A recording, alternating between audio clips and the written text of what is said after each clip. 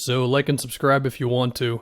I think the funniest thing about this upcoming MVP award is the mental gymnastics the voters are going to go through to not give it to Giannis a third straight season.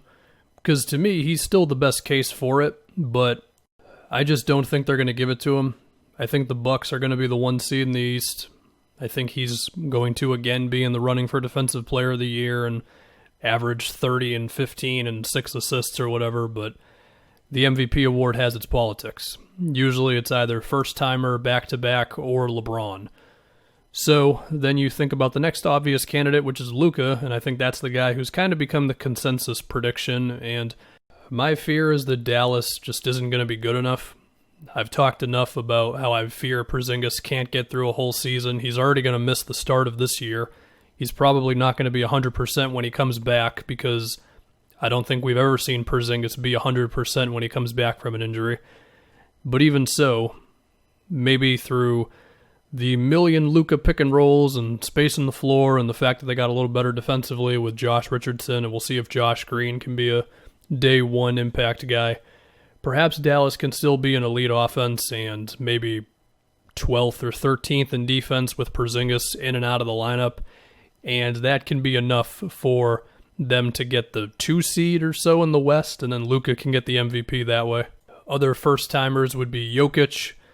The thing with Jokic is he doesn't go as hard in the regular season.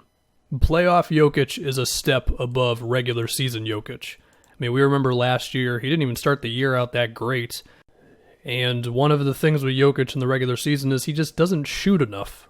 I mean, he goes into shoot first mode in the playoffs, but when we're talking regular season, he likes to be more of a pass first guy sometimes, and I just don't think that's going to get him the MVP award.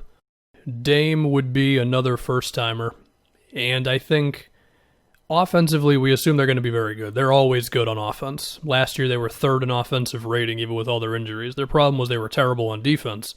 Well, Nurkic healthy a whole season, hopefully. Zach Collins maybe taking an improvement. Robert Covington being a really good team defender. Maybe that could lead to Portland being the 2 or the 3 seed in the West. Usually you have to be one of the top 2 seeds. And then Dame puts up another 30-point season, and I mean he was kind of amazing last year. He scored 30 a game on 63% true shooting. Like, it was actually insanity. So that's the formula for him. Do LeBron or AD have a chance? Part of me thinks Anthony Davis has a better chance than LeBron this year because maybe LeBron will chill a little bit this season.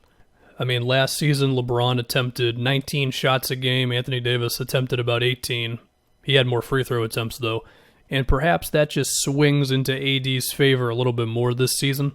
But there's also more guys on this Lakers team who like to shoot the ball now between Schroeder and Harrell, so maybe that will steal a few points per game away from AD and LeBron, which might hurt their chances. I think it'll make the team better, but for the sake of this award, we'll see there. We'll eventually get to the Eastern Conference here. Does Kawhi have a shot at it? Yes, I think so. I mean, Kawhi was great in the last regular season.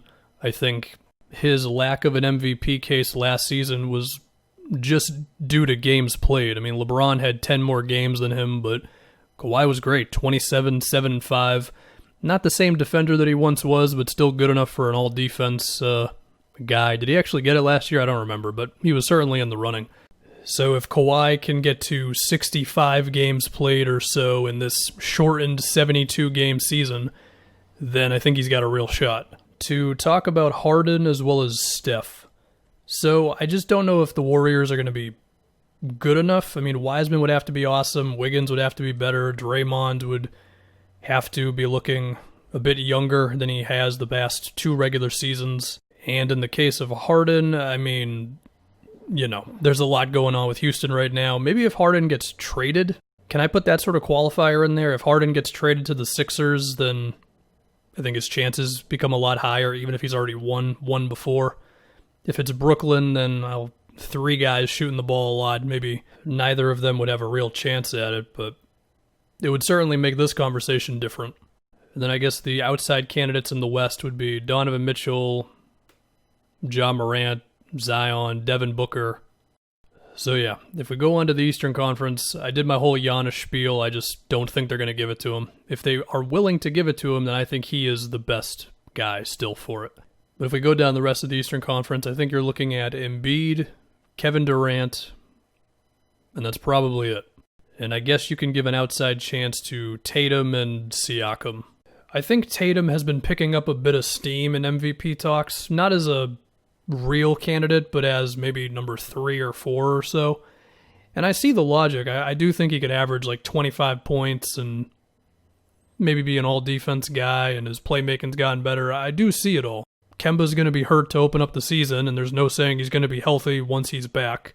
So that's going to hurt the Celtics' record, even if I do trust, because of how good defensively they'll be, because it's a Brad Stevens coach team, that they can weather the storm without Kemba pretty well. I just don't know if they would hit the ground running at the beginning of the season like that, and I just feel like the Celtics might end up with the 4th seed or something, given Kemba's health, and I just don't think that gives Tatum a real shot. Anyway, the thing with Embiid and Durant, though, is they both have health stuff. With Embiid, there's questions about how consistent he is in the regular season. And also with KD, he's already won one. And the logic typically states, once you've got one, you don't get another one. Unless it's a back-to-back. But again, that's unless you're LeBron. I think KD will be respected by the voters like LeBron. Because again, this is a politics thing. It's not simply just looking at numbers. The player itself does matter. Whether that should be the case, probably not, but it's the way it has been. So I think they would respect KD enough for that. Plus, I think because his situation is so different, the voters could look at it as effectively a new MVP, which doesn't make any sense, but I'm trying to make it make sense. But still, there's questions with so many health things with the Nets, I just don't know if I can trust them to get higher than like the 3rd seed.